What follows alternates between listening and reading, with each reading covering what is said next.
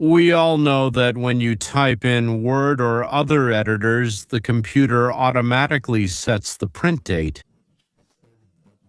And usually that's nice, you don't have to remember, it sets itself, but sometimes it's like getting hit in the forehead with a shovel handle. Now I'll explain the connection between Epstein's death and either a shovel or a rake that the American security officers, or maybe KGB agents, stepped on. I don't know what to call them more precisely. In the meantime, ladies and gentlemen, don't forget to click, hit the bell, ring all the bells, and of course, if you like it, give it a thumbs up. All of this helps the channel spread. This so-called Mr. Algorithm picks it up in its own way and spreads it somewhere. But most importantly, please share these, well, unique video stories for the Russian-speaking segment of the internet. Because, well, I haven't seen anything like this. Well, you know, some of it, so to speak, we all do the same things, but part of what I'm trying to tell you in general, you won't find anywhere else. So, ladies and gentlemen, click and so on to get updates on time, and I hope get incredible enjoyment from it. Epstein is actually a remarkable figure. Where did he get so much money? Well, Trump was building things, that's clear. Musk was inventing, that's clear. And then there are others. Microsoft, someone else. Something, yes, Walmart. That's understandable, but here it's completely unclear where such connections come from. Why are prime ministers and kings with him? Why are they on a first-name basis in correspondence? Well, Catherine the Great corresponded with Voltaire, and the Danish princess corresponded with Epstein, and a lot of very famous people of our time. As I would say, they flock to him like flies to something sweet, or like moths to a light, or something like that. Bill Gates, please. Prince Andrew, Musk, Clinton, singers, sports figures, politicians, bankers. An important question is bankers. And not just because of the girls, by the way. Girls or maybe boys, who knows? That was just a bonus, as I understand it, the cherry on top, but what was the cake itself? There had to be a cake, after all, and you can't earn that much just from girls. To say that Jeffrey knew too much would be an understatement. Yes, he was a treasure trove of important information. Did he come under the CIA's radar? Well, naturally, Mossad, of course, the KGB, whatever it was called back then, without a doubt. And also, I think, military intelligence, 6 security services, and of course the Iranians, and of course the Chinese. So, before he was imprisoned, I'm sure everyone wanted to get him for themselves. Or at the very least, plant someone there so they could be present and find out something. Well, getting him would have just been a prize. And when he was imprisoned, they tried. And strangely enough, even after his so-called death, they didn't stop trying. That's what puzzles me. He either took his own life, as they say, or someone finished him off there. Who knows? But he's not there anymore, right? In my prison, said Rudy Giuliani. Why in his prison? Because he oversaw its construction. He said, believe me, it's impossible. Well, fine, dozens of others said the same thing there. The surveillance cameras, however, were turned off.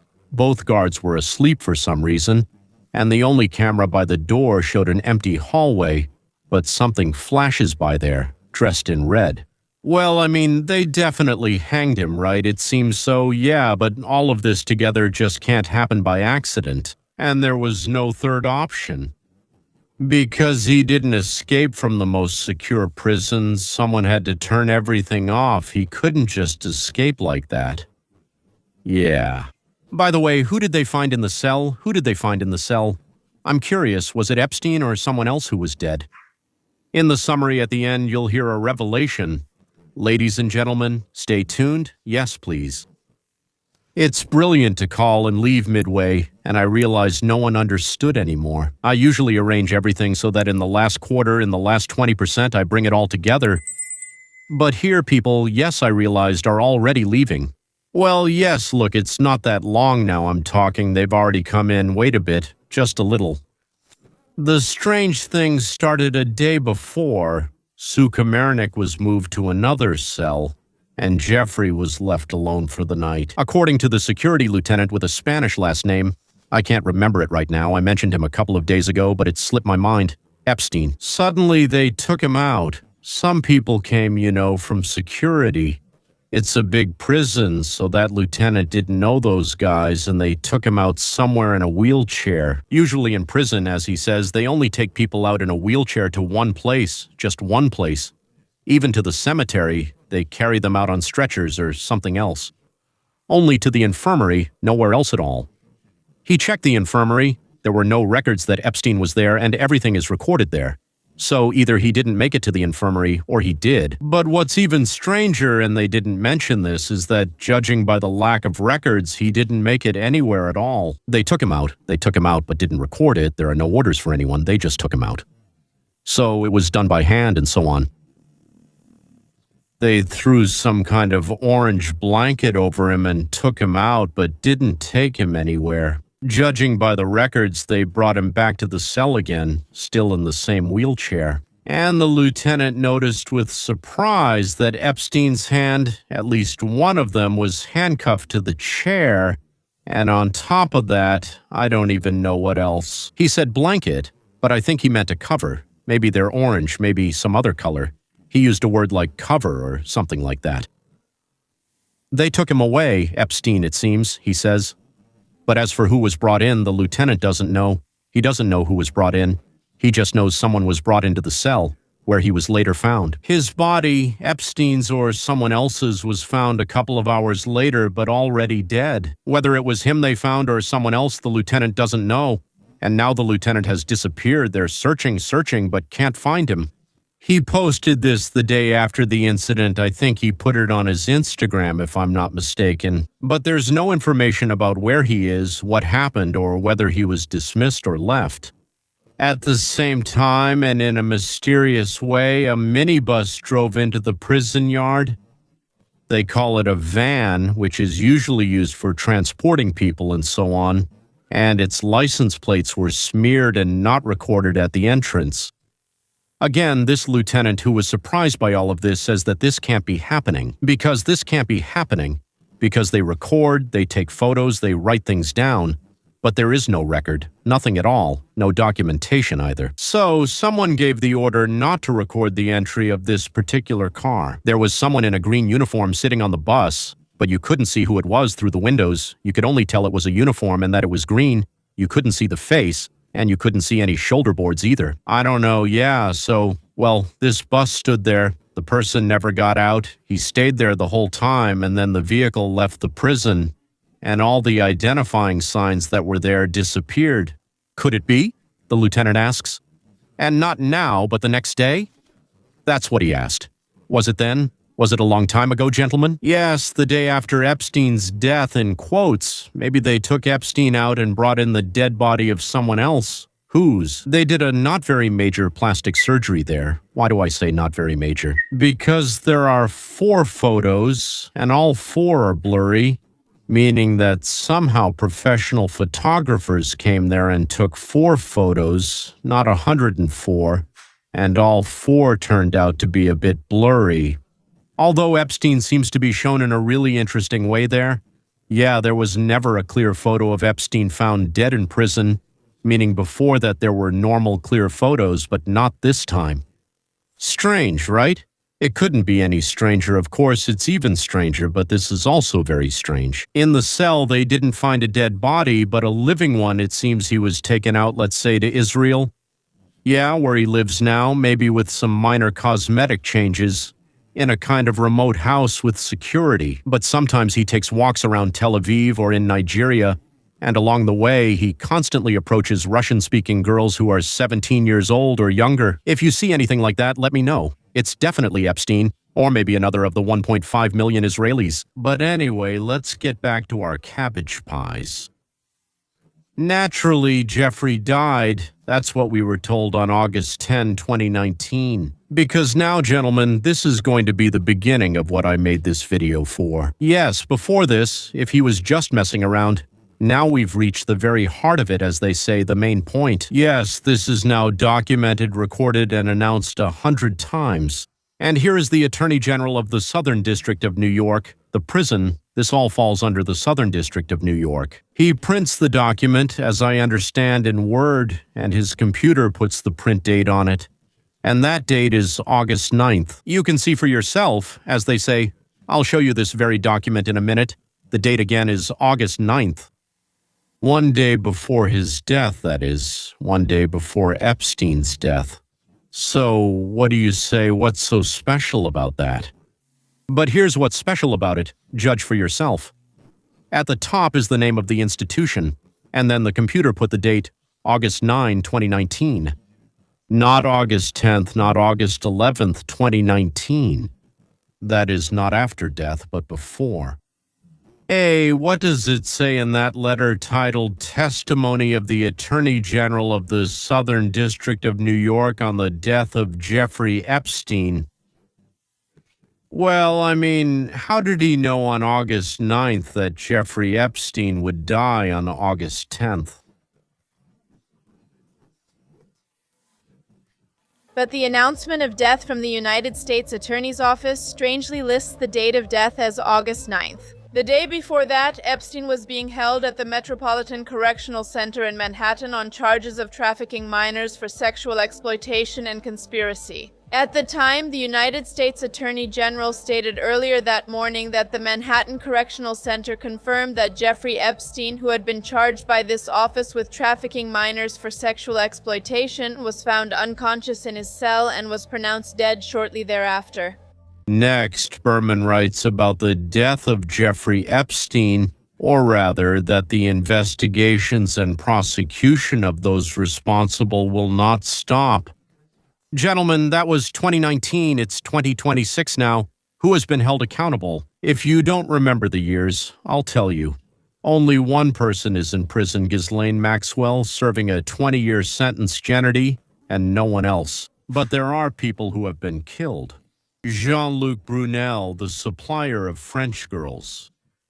Epstein was officially ruled a suicide, but none of his acquaintances, friends, or family believe it, Virginia. Giuffre was allegedly ruled a suicide after an attempt on her life in the hospital, meaning she killed herself in the hospital, and she was in the hospital because she was hit by a car in a vacant lot in Australia. She is the person who talked about a lot of things and then received a large sum of money from the British Crown, and then she said that she still has something else to tell, and she will publish it. Efrael Reyes, I think it's Reyes. Reyes was in the same prison cell with Epstein and talked with him a lot, many, many times. The cell, of course, was being monitored. Alfredo Rodriguez, Epstein's butler, Einstein, Epstein, etc. Einstein obviously knew almost as much as Epstein himself and died a mysterious death. I don't know, cowards. That is, no one except Ghislaine is in jail, on the run, or jumping around. Everyone else is just living their normal lives in peace. Well, sometimes, maybe they flinch nervously, and even that is very rare. There's an old Soviet joke about cowboys.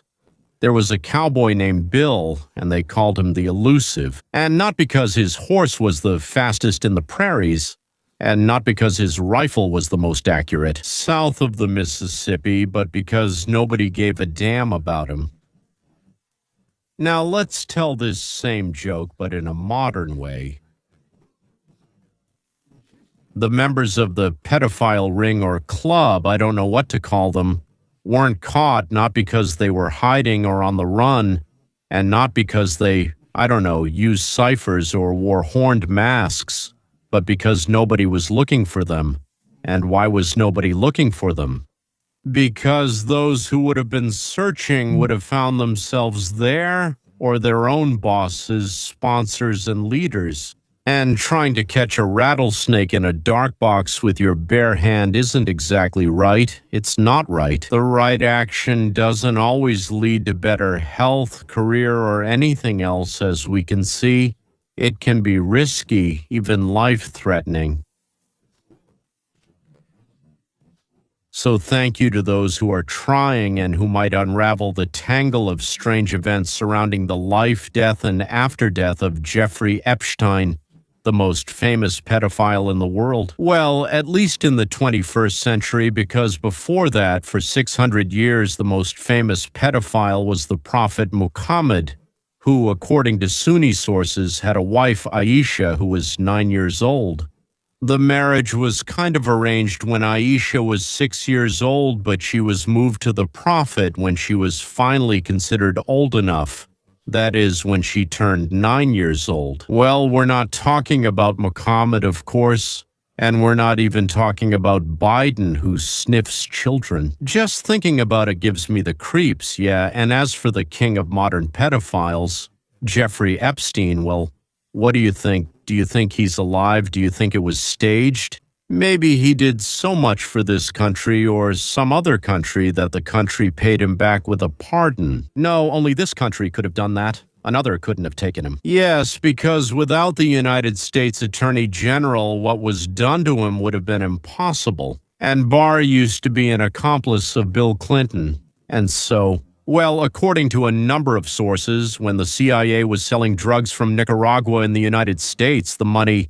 Yes, the CIA was bringing in and selling drugs on United States territory, bringing them in from Nicaragua. The drugs were supplied to them by the Sandinistas, and the money left over from buying weapons for those same Sandinistas was split in half.